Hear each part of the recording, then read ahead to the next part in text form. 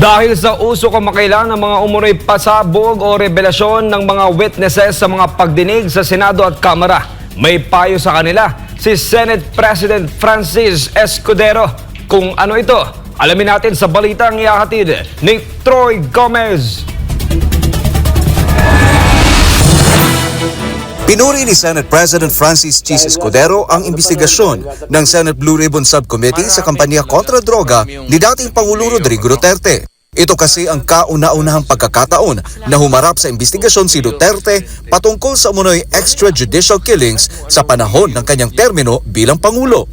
Dahil alalahanin natin na nakapagbigay ang Senado ng oportunidad, venue at pagkakataon na magsalita ang dating Pangulo under oath patungkol sa EJK at patungkol sa kanyang drug war nung siya'y presidente.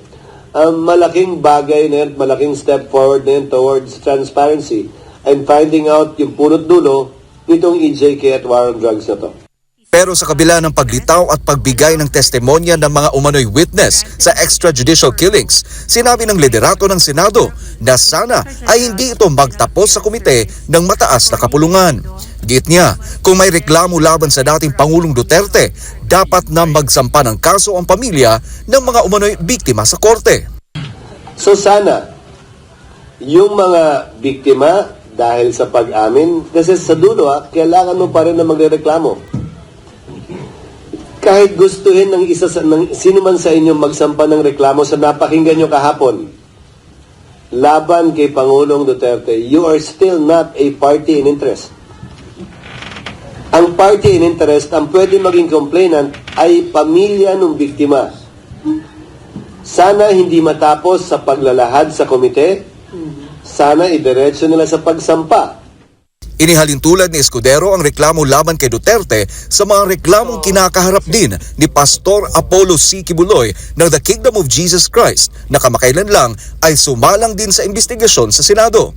Karamihan kasi sa mga witness ay naghayag lamang ng testimonya sa komite ngunit di naman nagsampa ng kaso sa korte.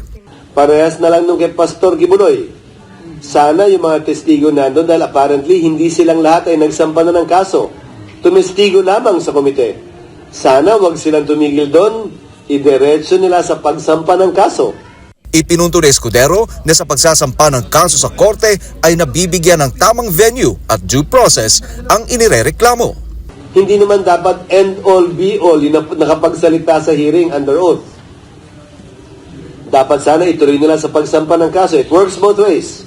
Para mabigyan din ng pagkakataon yung akusado na sumagot, magpaliwanag at kumprontahin yung testigo laban sa kanya. Para sa Diyos at sa Pilipinas kung mahal, Troy Gomez nag-uulat, SMNI News.